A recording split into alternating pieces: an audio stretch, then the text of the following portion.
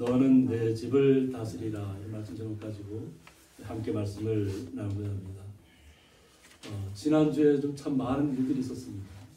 나라적으로는 계속 어려움도 있지만 또 세계를 바라봐도 마찬가지입니다. 세계 곳곳을 바라봐도 문제 없는 곳이 없습니다. 그런데 우리나라에서 이렇게 영국에 나가 있는 손흥민 선수가 10년 만에 토트넘에서 트로피를 올렸습니다. 그리고 그 영국의 BBC에서 이렇게 대한민국 태극기를 해서 정말 손흥민 같은 주장이었다. 그것도 캡틴이라고 합니다. 캡틴이라고 하는데 손흥민 같은 캡틴이었다. 이렇게 영국 언론들이 다 칭찬을 합니다. 그래서 결국은 10년 만에 유로파 우승컵을 들어올리는 감격을 저희들이 목도했습니다. 목도했고 저희들이 태극기가 선명하게 딱 보이죠. 대한민국 사람으로서 자랑스럽게 유럽에서 손흥민 이야기를 들어보면 15년 전에 독일에서부터 가서 함부르크, 레버쿠젠 그리고 10년 전에 이제 토트넘을 갔는데 독일에서도 독일어도 안 되고 또 영어도 안 되고 그래서 처음에는 멸시 좀 많이 받았대요. 따뜻한 받았고 자기한테 또 말이 안 통한다고 패스도 안 해주고 그런 어려움도 많이 겪었는데 결국은 시간이 이제 토트넘을 넘어와서 그에게 영광의 시간도 많이 있습니다.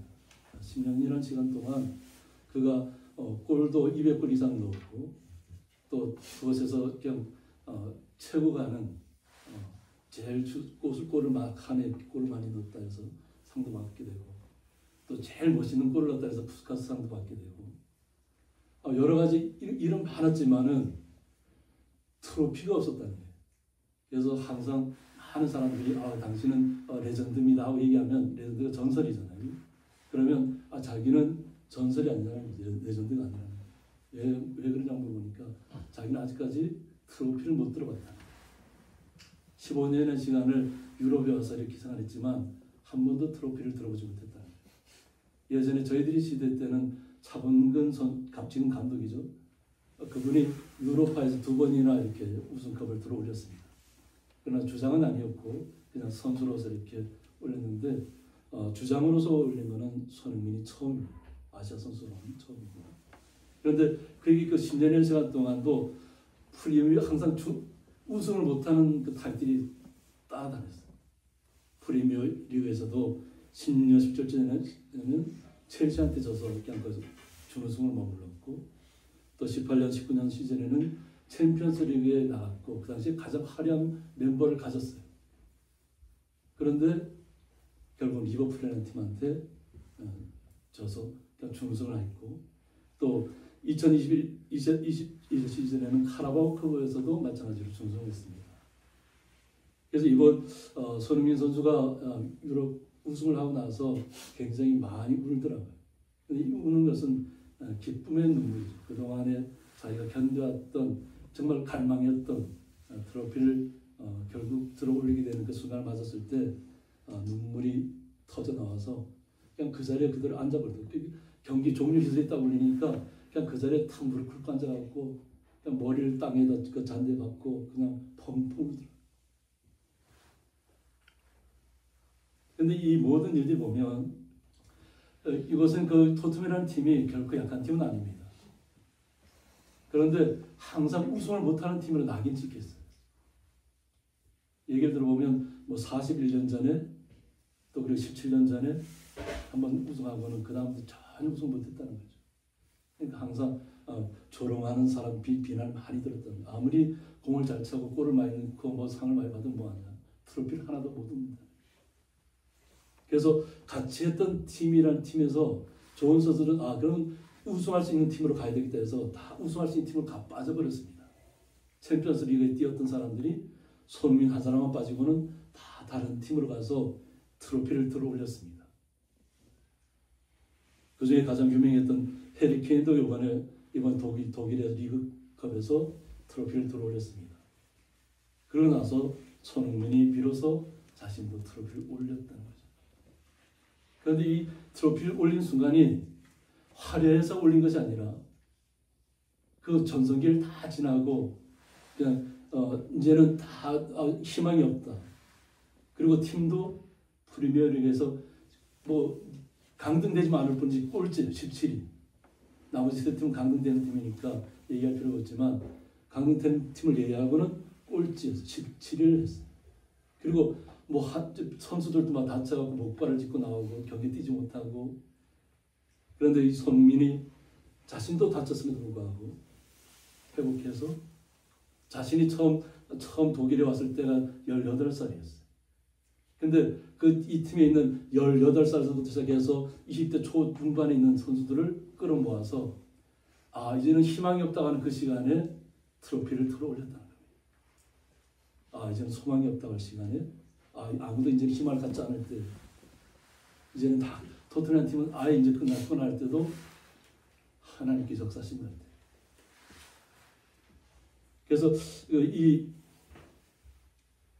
에드몬턴이라는 곳에서부터 토트넘 하스퍼 경기장까지 한 3시간 넘게 카퍼리드를 했습니다.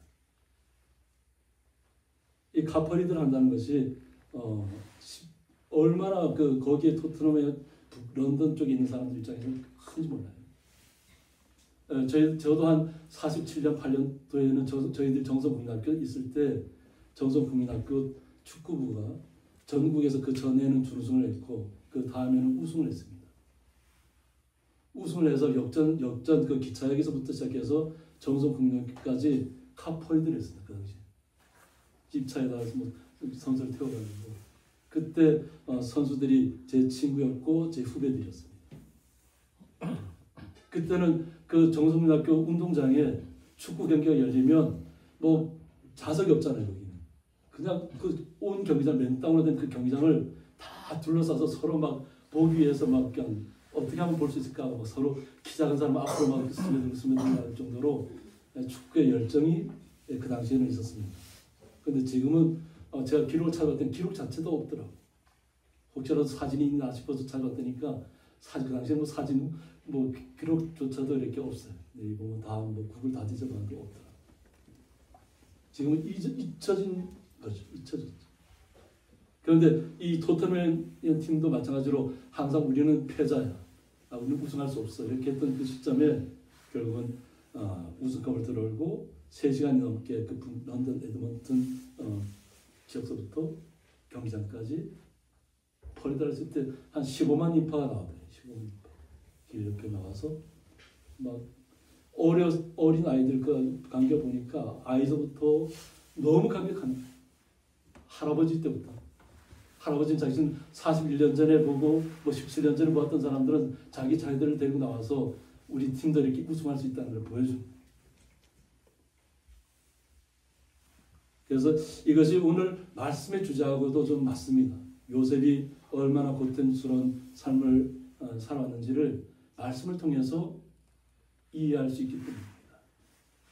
고난 끝에 보통 우리는 고진감대라는 얘기 많이 하죠. 그런 것을 봤기 때문에 제가 말씀의 주제를 정해놓고 났는데 갑자기 팀 우승을 해버렸다. 그래서 잘 맞을 것 같아서 오늘 좀 예화로 들었습니다. 여러분들 딱 보면 아시겠나요? 우리 이팝나무꽃 교회 옆에 있는데 올해 처음으로 이 이팝나무가 꽃을 맺었습니다. 지금까지 꽃을 한 번도 맺은 적이 없어요. 근데 이 꽃을 맺어서 너무 꽃이 너무 예쁘더라고요. 그래서 제가 찾아봤더니 긴 잎합 나무더라고요. 잎이 좀 깁니다. 다른 뭉쳐 있는 것이 아니고 이렇게 길쭉길쭉하게 꽃잎이 이렇게 나와 있어서 제가 좀 이렇게 찾아봤더니까 우리나라 및 동아시아에 자생하는 물풀의 나무의 과의 하얀 꽃나무고 이파에 꽃이 핀다고 해서 이팝나무거든요. 여름이 이제 들어오는 그때를 기념해서 이제 핀다 해서 이파를 갖다가 이팝으로 이렇게 발음상을 이렇게 한 것 같아요. 하고 하얀 나무꽃이 순쌀밥, 옛날 우리 성도인데 이밥, 그죠? 순쌀밥, 이밥을 닮았다고 해서 이팝나무라고도 이렇게 부른답니다. 그래서 꽃이 많이 피면 풍년이 든다는 것이 이렇게 나와 있다. 그래서 보통 생각해서 예부터 신목을 그러니까 미리 예지를 해주는 거죠, 그죠? 이 이팝나무꽃이 쫙 활짝 피면 올해는 풍년이 드는구나 하는 것을 미리 알 수 있도록 해서 신적인 기능을 이 나무가 갖고 있다 해서 신목이라도 불렀답니다. 그리고 꽃나무 지금 키도 커서 자라면 높이가 20m에 달한다. 꽃나무가 키가 커서 20m에 달한다. 높이가. 그 정도로 꽃은 5, 6월에 2주 동안 흰색으로 피고 이후에 열리는 작은 타원형의 녹색 열매는 9, 10월 달에 마치 포도처럼 보랏빛을 띤 검은색으로 익는다고 했습니다.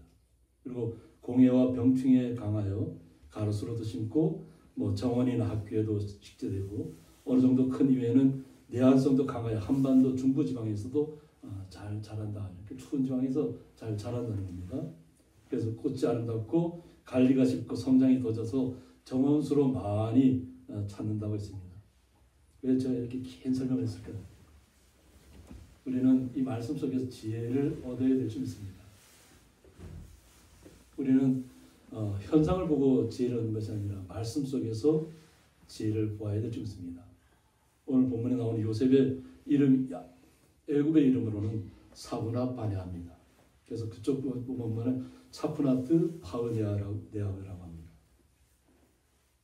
우리 한국식으로 해서 사브나 바네아, 또 그쪽 원어민에서 차푸나트 파으네아라고 했는데, 그래서 은밀한 것을 열어 보이는 자. 요셉이 지혜가 얼마나 뛰어났으면 이름이 은밀한 것을, 남이 알지 못하는 것을 열어 보이는 자라는 이름을 갖게 되었다는 겁니다. 그래서 이것이 요셉의 애굽 이름이고 바로의 꿈을 지혜롭게 해몽한 데서 이 이름이 비롯됐다는 것입니다. 그런데 우리가 잘 알고 있는 것처럼 요셉의 성장 시기는 굉장히 어려웠습니다. 어렸을 때는 부모님이 아주 사랑을 독차지했죠. 그런데 그 사랑을 독차지하는 것을 형들이 못마땅하게 여겨서 결국 그를 죽이려고 하다가 차마 자기 형제를 죽이지는 못해서 애굽에 가는 상인들에게 팔아넘깁니다. 그리고는 부모님에게는 그의 옷을, 요셉의 옷에다가 염소를 죽인 피를 묻혀갖고 이 옷을 찾았는데 보니까 이렇게 피가 묻어있다. 동물에 의해서 죽은 것 같다. 이렇게 해서 부모님을 속였다는 거죠. 그래서 그 부모님이 평생을 그러니까 마음속에 요셉은 죽었지만 마음속에 묻어두고 살았다. 근데 이 요셉은 애굽으로 팔려간 곳에서 어떻게 너무 성실하게 일을 잘했다는 거죠. 보디발의 집에서 가장 총무로서 일을 하게 됩니다. 일을 너무 잘했다는 거죠. 근데 외모도 헌칠했던 것 같아요. 그랬더니까 보디발의 아내가 유혹을 합니다. 자기와 친단같이 들어가자는 거죠. 근데 그럴 수 없다는 것을 요셉 자신이 알잖아요. 하나님 보고 계시고 하나님 항상 자신은 하나님 앞에 산다고 생각하는 사람인데, 그리고 하나님께서 항상 지혜를 주셨잖아요. 근데 그런 일에 동참할 수 없으니까 그것을 피해 나왔습니다. 근데 그 피해 나올 때 보디발의 아내가 그의 겉옷을 잡았다는 거죠. 그래서 겉옷을 벗어둔 채로 그냥 도망쳐 나왔어요. 근데 보디발의 아내가 자기가 오히려 생각했을 때는 수치를 당했다고 생각한 거예요. 내가 그렇게 좋은 위치에 있는 사람이 이렇게 손을 잡아줬는데 그것을 뿌리쳤다는 거죠. 그럼 자신 남편에게 오히려 반대로 얘기합니다. 요셉이 자기를 겁탈하려고 했다. 그런데 자기가 뿌리치는 바람에 그가 겉옷을 놓고 도망갔다고 하는 거죠. 그래서 결국은 감옥으로 들어가게 됩니다. 그런데 감옥 안에 들어가서도 너무 일을 잘하는 거예요. 그러니까 자신의 위치가 어느 곳에 있든지 그냥 감옥에 있다 해서 내 인생 끝났다 이렇게 하는 것이 아니라 감옥 안에서도 너무 일을 잘하니까 간수장이 감옥의 일을 다 돌아보도록 요셉에게 맡겨버린 거예요. 근데 거기에 누가 잡혀 들어오냐면 애굽 왕의 술관원과 빵관원이 거기에 붙잡혀 들어옵니다. 높은 지위에 있는 이렇게 왕 앞에 항상 음식을 이렇게 항상 준비하고 또 이렇게 포도주라든가 귀한 음료를 갖다 항상 준비하는 관원장인데 어떤 잘못을 저질러서 감옥에 들어오게 된다고 하는 거죠. 그런데 감옥에 들어왔을 때 꿈을 꾸게 됩니다. 한 사람은 이 빵을 굽는 구는 이렇게 다 세 바구니에 있는데 새들이 와서 그걸 다 먹었다. 그리고 한 사람은 자기 포도주를 짜서 이렇게 주스를 만들어서 이게 바치는 꿈을 꾸는 거예요. 그러니까 이 요셉이 해몽을 하는데 빵을 이렇게 그 새들이 쪼아 먹었다는 것은 이제 너는 3일 후에 너는 결국 너의 죄 때문에 결국 죽게 될 것을 알려줍니다.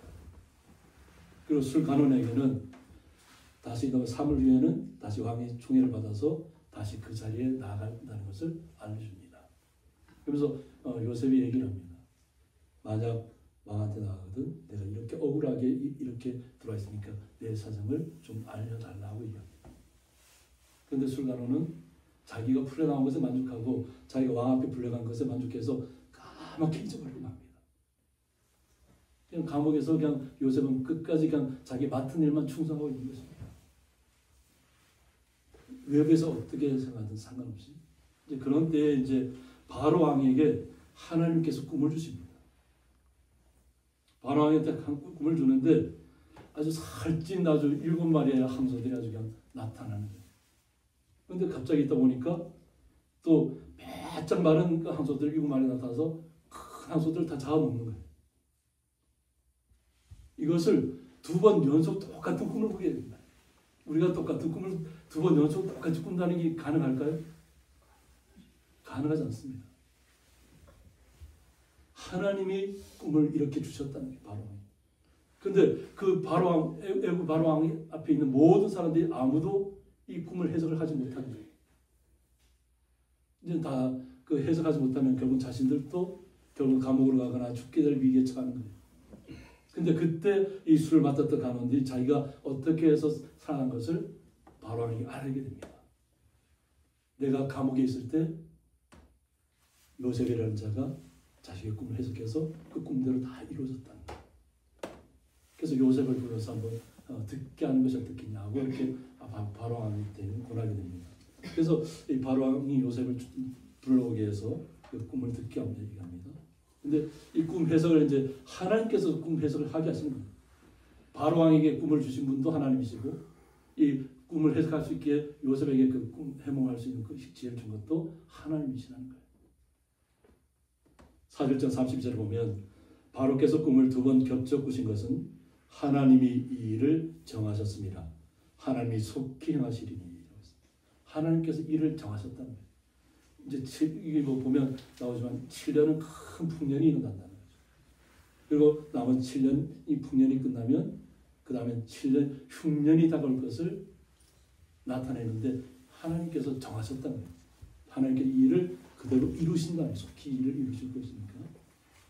이제 바로께서는 명철하고 지혜 있는 사람을 택하여 애굽 땅을 다스리게 하라고 합니다. 명철하고 지혜 있는 사람을 택하라는 거죠. 자기를 택하라고 하지 않잖아요. 그죠? 명철하고 지혜 있는 사람을 택하여 애굽 땅을 다스리게 해야만 된다. 바로께서는 또 이같이 행하사 나라 안에 감독관들을 두어 그 7해 풍년에 애굽 땅의 5분의 1을 거두되. 그냥 풍년이 왔다 해서 거기서 흥청망청 쓰지 말고 5분의 1을 왕의 창고에 끌어들이다. 가지고 이렇게 저축하라는 거죠. 저축한 다음에 앞으로 흉년이 다가왔을 때 그때를 대비하라는 거예요. 그들로 장차 올 풍년의 모든 공물을 거두고 그 공물을 바로의 손에 돌려 양식을 위하여 각 성읍에 쌓아두게 하소서. 각 성읍에 쌓아두라는 거예요. 그래서 제가 애굽에 성지 순례를 갔을 때 그런 것을 찾아다니고 가봤어요. 근데 가봤더니까 지금은 그냥 황량해요, 황량해. 그냥 가구도 몇 집 안 살고 예전에 그렇게 뭐 곡식을 모았던 곳이라는데 지금 아주 그냥 다 모래 바닥이 모래고 황량하고 집도 몇 집 없고 그런 곳으로 변했더라고요, 지금 애굽 땅이. 근데 그 당시에는 애굽이 가장 풍요한 땅이었어요. 이와 같이 그 국물을 이 땅에 저장하여 애굽 땅이 임할 7배 흉년에 대비하라고 합니다. 땅이 이 흉년으로 말미암아 망하지 아니하리이다 하고 있습니다. 그런데 이 말씀의 뜻은 뭐냐면 결국은 이스라엘 백성을 애굽 백성도 구원하는 것이지만 이스라엘 백성을 구원해 내오기 위한 하나님의 섭리라는 거죠. 그러니까 이스라엘 땅, 애굽 땅이 흉년이 들 때면 그 당시에 그 이스라엘 땅도 완전히 다 애국보다 더 흉년이 든다는 얘기예요. 그때는 사람들이 먹을 것이 없어서 비참하게 죽어갈 것을 알기 때문에 그때를 대비하기 위해서 요셉을 하나님께서 형제들에 의해서 자신을 팔아버렸다는 거죠. 하나님께서 이 모든 것도 우리가 어려움을 겪는 이 시간도 고통의 시간도 감사함으로 그것을 갖다 바라보면 하나님이 역사하셨다는 것을 우리가 알게 될 것이라는 겁니다. 오늘 우리는 말씀을 통해서 요셉의 우리가 말씀 속에서 역사하셨던 일들이 우리의 삶 속에서도 그대로 나타나야 될 것을 우리 믿으셔야 될 것입니다. 지금 모든 것이 좋다고 해서 그냥 흥청망청 해버리면 나중에 흉년의 때에 곤란 어려운 상황이 왔을 때 대비하지 못할 수 있다는 거예요. 그러니까 좋은 일이 이팝나무를 계속 제가 보여드린 거예요. 풍년을 뜻하지만 이 풍년의 때에 흉년을 대비할 수 있는 사람들이 우리는 돼야 됩니다. 나라를 다스리는 지도자도 마찬가지입니다. 당장 눈앞에 좋은 것이 아니라 어려운 시기를 미리 대비하고 나아가는 것이 나라의 지도자입니다. 우리 성도님 한 분 한 분이 그러한 마음을 가지고 기도하고 나가셔야만이 하나님께서 역사하실 줄 믿습니다. 이를 통해서 오늘 본문에 들어가 보면 바로와 그의 모든 신하가 이 일을 좋게 여겼다고 했습니다. 좋게 여겼다는 뜻이 야타보라에서 마음이 유쾌하다, 합당하게 여기다.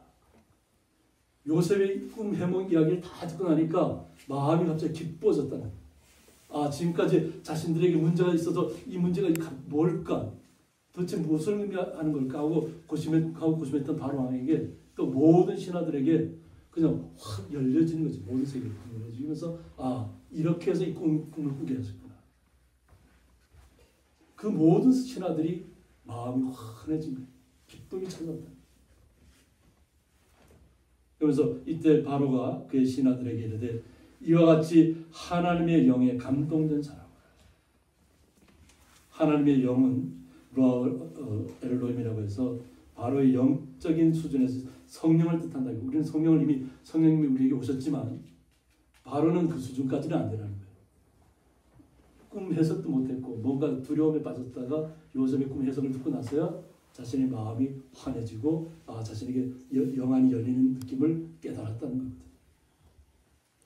그래서 단지 이 세상을 다스리는 초월한 신으로만 인식했다는 거죠. 근데 이런 사람을 우리가 어찌 찾을 수 있을까요? 자신이 왕이지만 자기의 주변의 모든 신하들이 아주 지금까지 쫙 뛰어나다는 신하들이 있었지만 이런 신하들보다 요셉만이 하나님의 영에 감동되는 사람이라. 하나님의 지혜가 있는 사람이라. 하나님의 말씀이 요셉에게 있다는 거죠. 그러니까 바로의 마음에는 요셉이 이 나라를 다스려야 된다는 거예요. 요셉은 어디에서 나온 사람이에요? 감옥에서 나온 사람이에요. 자기가 원하지 않는 누명을 쓰고 감옥에 있던 사람이에요. 근데 감옥에서 나와서 우리 생각해 보세요. 감옥에서 나온 사람을 바로 총리로 임명할 수 있을까요? 우리 마음이? 우리 생각으로는 도저히 할 수 없는 일이에요. 근데 하나님께서는 바로에게 그런 마음을 주셨다는 거예요. 아무리 찾아봐 내 주변에 아무리 멋있고 화려하고 모든 지식을 갖춘 사람이 있다 할지라도 요셉만큼 하나님의 영이 감동된 사람을 찾을 수가 없다는 거예요. 그래서 이것은 하나님께서 역사하시는 겁니다. 바로에게 꿈에서 그렇게 두 번이나 똑같은 꿈을 꾸게 했던 하나님이 요셉에게 꿈 해석을 할 수 있도록 허락하신 것입니다. 그래서 이 바로 왕이 요셉에게 이르되 하나님이 이 모든 것을 내게 보이셨으니 라고 했습니다. 바로 왕이 볼 때도 이 꿈의 해석은 하나님께서 요셉에게 보여준 것이라는 거예요. 그리고 알게 했다는 거죠. 그래서 너와 같이 명철하고 지혜 있는 자가 없다고 했습니다. 아무리 눈을 자꾸 씻어봐도 요셉만한 사람이 없다는 거예요. 그가 비록 감옥에서 나왔지만 그만큼 하나님의 영이 감동되고 명철하고 지혜 있는 나라를 다스릴 사람이 없다는 거예요. 그래서 오늘 너는 내 집을 다스리라고 말합니다. 그냥 충격적인 이야기예요. 그 당시에는 애굽 왕의 말 한마디면 사람을 죽이고 살리는 것은 말 한마디에 모든 것이 이루어지는 시대예요. 그런데 바로 모든 신하들이 자기들이 그동안 자기의 주변에 얼마나 많은 신하들이 있었겠어요. 지혜로 스스로 지식이 많고 지혜 있다는 신하들이 많았을 텐데 그들 모두조차도 인정할 수밖에 없는 요셉이었다. 너는 내 집을 다스리라. 내 백성이 다 내 명령에 복종할 것을 영합니다. 자기에게 속해 있는 애굽에 있는 모든 사람들이 요셉의 말을 듣게 될 것이라는, 요셉이 말하는 대로 따를 것이라는 거예요. 그러면서 내가 너보다 높은 것은 내 왕자뿐이라고 했습니다. 뭐밖에 없다고요? 왕자밖에 없다. 이 왕자 뜻이 뭐냐면 키스라고 해서 원뜻은 왕의 자리입니다.